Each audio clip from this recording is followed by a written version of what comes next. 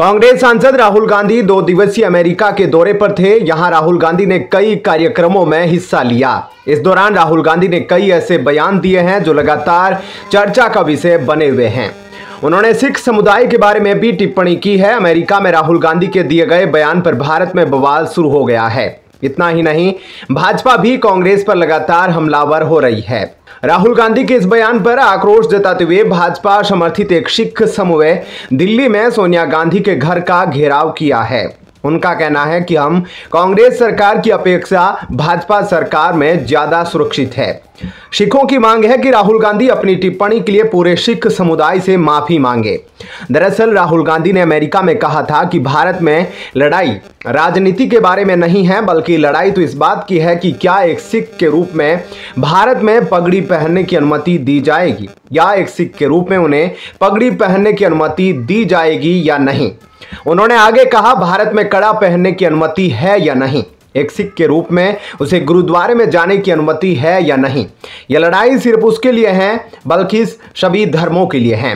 राहुल गांधी की इस टिप्पणी पर भारत में विवाद खड़ा हो गया है, जिसके चलते प्रदर्शनकारियों ने आज सोनिया गांधी के घर के बाहर विरोध प्रदर्शन किया है। इस बयान को लेकर भाजपा ने राहुल गांधी पर निशाना साधा है। केंद्रीय मंत्री हरदीप सिंह पुरी ने कहा, राहुल का बयान भयावह है, वे विदेश में खतरनाक बयान दे रहे हैं। 1984 के सिख विरोधी दंगों का जिक्र करते हुए मंत्री ने कहा, यदि हमारे इतिहास में ऐसा कोई समय रहा जब एक समुदाय के रूप में हमने चिंतन, असुरक्षा की भावना और अस्तित्व के लिए खतरा महसूस किया है, तो वह समय वह रहा है जब राहुल गांधी का परिवार सत्ता में था। सरदार चरणजीत सिंह लवली ने कहा, राहुल गांधी की छोटी मानसिकता दर्शाता है कि उनकी अमेरिका में दिया बयान भारत के अंदर सिखों की पगड़ी सुरक्षित नहीं है और उनको धार्मिक आज़ादी नहीं है। मैं उनकी इस बयान की घोर निंदा करता हूं और कांग्रेस का पिछला इतिहास उठाकर देखें, आज तक सिखों का सबसे ज़्यादा नुकसान कांग्रेस ने किया है। ऑपरेशन ब्लू स्टार कर दरबार साहब पर हमला किया, 1984 पर सिखों का नरसंहार किया, जिसको यह देश और सिख कौम कभी भूल नहीं सकती और ना ही माफ कर सकती। राहुल गांधी को पूरे देश के सिखों से माफी मांगकर कहे हुए शब्द वापस लेने चाहिए। तरविंदर सिंह मरवाहा ने कहा, राहुल गांधी अपने कारनामे से बाज नहीं आ रहे हैं और विदेश में जाकर सिख समुदाय को लेकर सिर्फ बकवास कर रहे हैं। उन्होंने कहा कि ऑपरेशन ब्लू स्टार हो या 1984 के सिख विरोधी दंगों में उसके इकलौते जिम्मेदार राजीव गांधी है। अगर भारत को आज़ाद कराने की बात की जाए तो सबसे पहले आज़ादी के लिए सिखों ने लड़ाई लड़ी और जो कुर्बानियां उन्होंने दी है वह राहुल गांधी नहीं समझ सकते। राहुल गांधी को सिखों का इतिहास नहीं पता और खुद के इतिहास को भी देख ले। उनकी दादी एवं पिता ने सिखों के साथ क्या किया, सिख समुदाय के साथ कांग्रेस ने जो अत्याचार किया है वह किसी भी पार्टी ने नहीं किया है। फिलहाल के लिए इस खबर में इतना ही। आगे की अपडेट के लिए बने रहिए लाइव टीवी न्यूज के साथ। धन्यवाद। जय हिंद। सुप्रीम कोर्ट ने आबकारी नीति घोटाले के संबंध में सीबीआई द्वारा दर्ज भ्रष्टाचार के मामले में शुक्रवार को दिल्ली के मुख्यमंत्री अरविंद केजरीवाल को जमानत दे दी। केजरीवाल को जमानत दिए जाने के तुरंत बाद आम आदमी पार्टी की हरियाणा इकाई के प्रमुख सुशील गुप्ता ने शुक्रवार को कहा कि पार्टी प्रमुख राज्य में चुनाव प्रचार करेंगे जहां लोग बदलाव की उम्मीद कर रहे हैं। हरियाणा चुनावों में आम आदमी पार्टी के पूरी ताकत से उतरने से कांग्रेस को नुकसान पहुंच सकता है। पड़ोसी राज्य पंजाब में सरकार बनाने के बाद से ही आपके हौसले बुलंद हैं और अपने नेता अरविंद केजरीवाल के जेल से रिहा होने के बाद उसके कार्यकर्ता और भी ज्यादा जोश में नजर आ रहे हैं। साथ ही दिल्ली के सीएम की पत्नी सुनीता केजरीवाल के साथ साथ पार्टी के बाकी नेता भी प्रचार प्रसार में कोई कमी नहीं छोड़ रहे हैं। सियासी पंडितों का मानना है कि आपके प्रचार अभियान को जितनी गति मिलेगी, बीजेपी विरोधी वोट उतना ही बंटेगा, जिससे कांग्रेस को नुकसान और भगवा दल को फायदा हो सकता है। दिल्ली से लेकर पंजाब तक, गोवा से गुजरात तक हर चुनाव में आम आदमी पार्टी ने कांग्रेस की कीमत पर ही अपनी जमीन तैयार की है। दिल्ली और पंजाब में पार्टी ने प्रचंड जीत हासिल करते हुए कांग्रेस को जहां सत्ता से बाहर कर दिया, वहीं गोवा और गुजरात में उसकी दुर्गति का बड़ा कारण बनी। दिल्ली का उदाहरण ले तो 2020 के विधानसभा चुनावों में आपको 70 में से 62 और बीजेपी को 8 सीटें मिली थी, जबकि 2013 तक सूबे की सत्ता में रही कांग्रेस लगातार दूसरी बार शून्य पर सिमट गई थी। वहीं 2022 के पंजाब चुनावों में जहां आप 117 में से 92 सीटें जीतकर सत्ता में आई, वहीं मात्र 18 सीटें लाकर कांग्रेस सत्ता से बाहर हो गई। बीजेपी हालांकि 2 ही सीटें जीत पाई, लेकिन उसका वोट प्रतिशत यहां भी बढ़ा। अब सवाल यह उठता है कि क्या हरियाणा में भी आप और कांग्रेस के बीच मुकाबले का पुराना इतिहास दोहराया जाएगा? एक्सपर्ट का मानना है कि अगर आप हरियाणा में मजबूती से लड़ाई लड़ती है तो यह कांग्रेस के लिए खतरनाक साबित हो सकता है।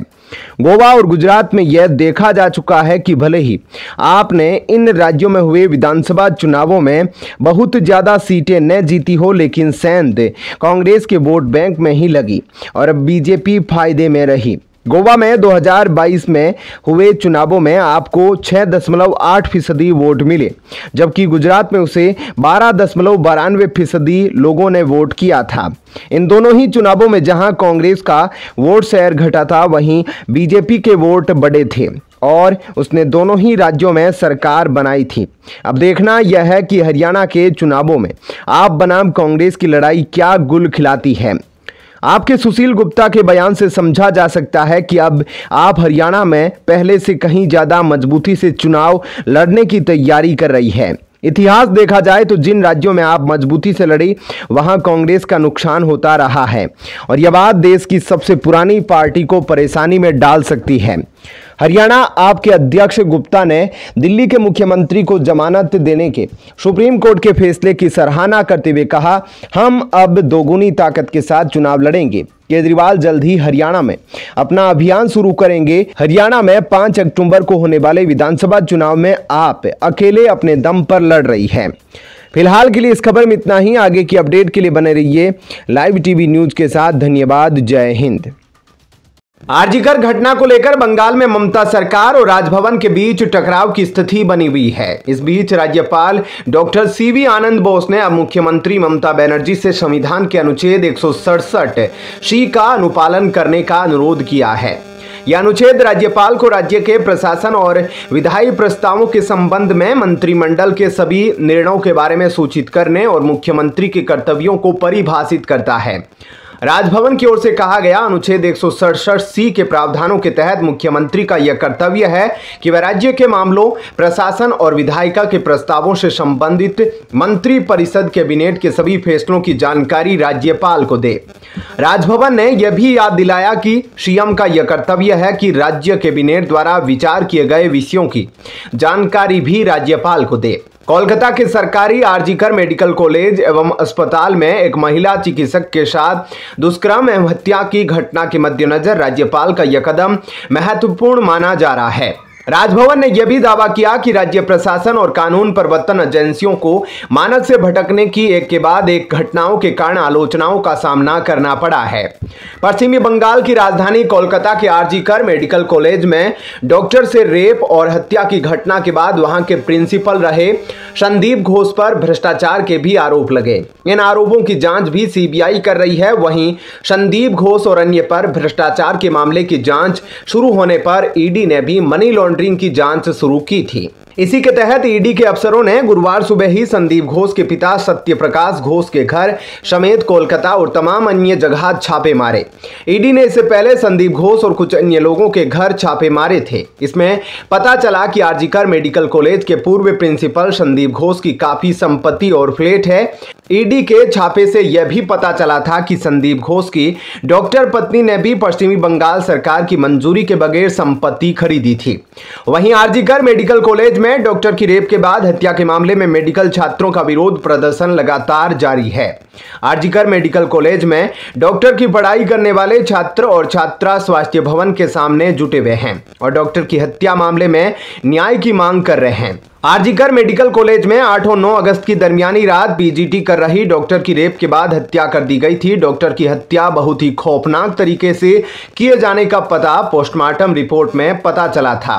इस मामले में कोलकाता पुलिस ने अपने सिविक वॉलेंटियर संजय रॉय को गिरफ्तार किया था। बाद में कलकत्ता हाईकोर्ट ने डॉक्टर के रेप और हत्या की घटना की जांच सीबीआई को सौंपी थी। उसके अलावा एक अन्य अर्जी पर आरजीकर मेडिकल कॉलेज के प्रिंसिपल रहे संदीप घोष के खिलाफ भ्रष्टाचार के मामले में भी सीबीआई को कोर्ट ने जांच के लिए कहा था। फिलहाल के लिए इस खबर में इतना ही। आगे की अपडेट के लिए बना रहिए लाइव टीवी न्यूज के साथ। धन्यवाद। जय हिंद। अरविंद केजरीवाल सहित उनकी आप पार्टी को बचाने वाले सुप्रीम कोर्ट के वकील अभिषेक मनु सिंघवी है। अभिषेक मनु सिंघवी कांग्रेस पार्टी के बड़े नेता है। नेताओं पर कोई खतरा आता है तो सब इन्हें याद करते हैं। कांग्रेस नेता और सुप्रीम कोर्ट के वकील अभिषेक मनु सिंघवी ने आपको क्राइसिस से बचाया है। एक कांग्रेस नेता ने आम आदमी पार्टी के साथ इतना सब किया, मगर आम आदमी पार्टी हरियाणा में मात्र एक सीट विनेश फोगाट वाली भी न छोड़ सकी, जहां से उम्मीदवार न उतारती। दिल्ली शराब नीति मामले में मुख्यमंत्री अरविंद केजरीवाल पिछले 35 दिन में ऐसे चौथे आप नेता है जो जेल से छूटे हैं। मनीष सिसोदिया के कविता विजय नायर इस मामले में पहले से ही जमानत पर है। आम नेताओं को यह बड़ी राहत दिलाने में उनके वकील अभिषेक मनु सिंघवी की मजबूत दलीलों की बड़ी भूमिका रही है। ईडी की अंतरिम जमानत के बाद शुक्रवार को सीबीआई मामले में राहत भी सुप्रीम कोर्ट में सिंघवी की मजबूत दलीलें काम आई। जमानत का विरोध कर रही सीबीआई की दलीलें टिक न पाई। शुक्रवार को केजरीवाल को जमानत दिलाने में सिंघवी की एक दलील दमदार थी, जिसे सुप्रीम कोर्ट के जजों ने भी माना।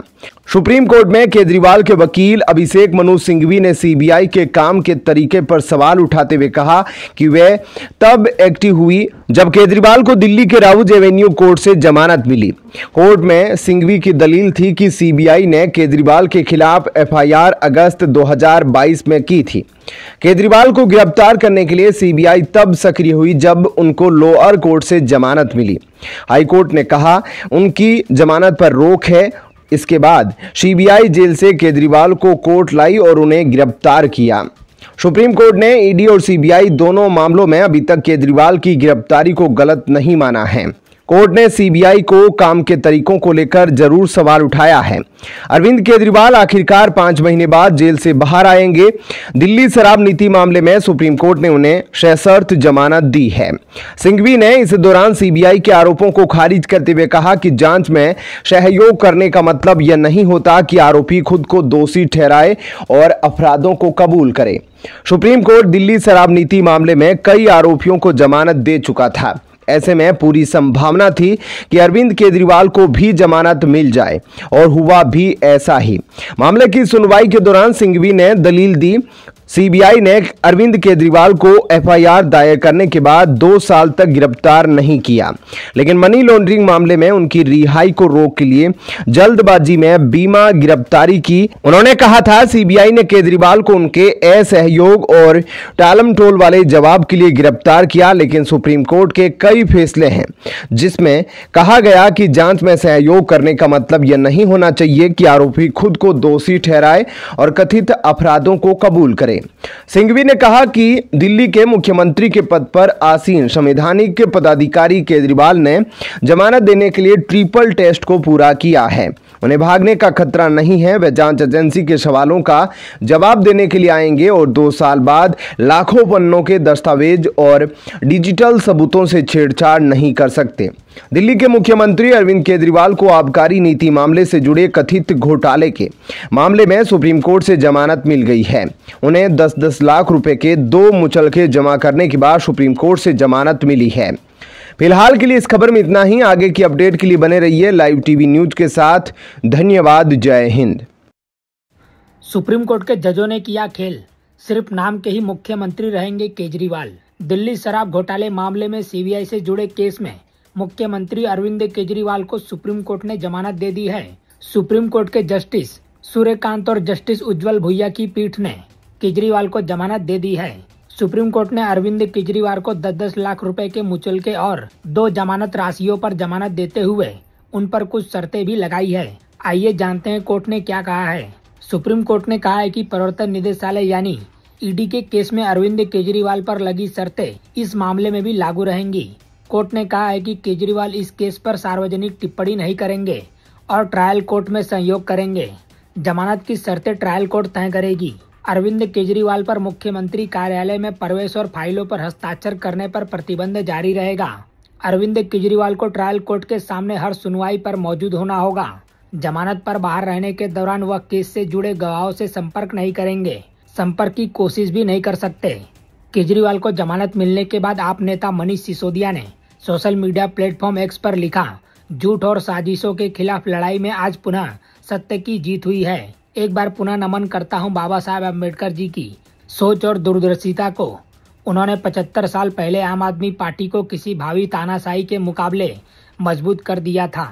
बीजेपी नेता कपिल मिश्रा ने लिखा, जमानत मिली है, बेगुनाही साबित नहीं हुई है। आंदोलन के समय केजरीवाल हर भाषण में कहते थे कि बड़े बड़े चोर बड़े बड़े वकीलों की मदद से जमानत लेकर खुलेआम घूमते हैं और आज चोरी और बेल के इस खेल के सबसे बड़े चैंपियन खुद केजरीवाल बन चुके हैं। केजरीवाल को दिल्ली वालों के साथ किए गए धोखे की सजा एक न एक दिन भुगतनी ही पड़ेगी।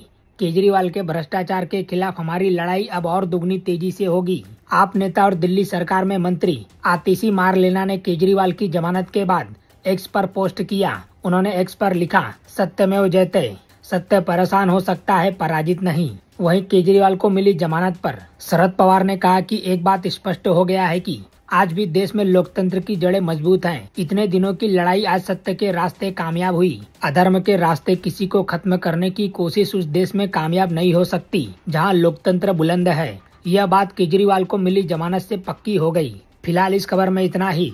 बाकी अपडेट के लिए बने रहिए लाइव टीवी न्यूज के साथ।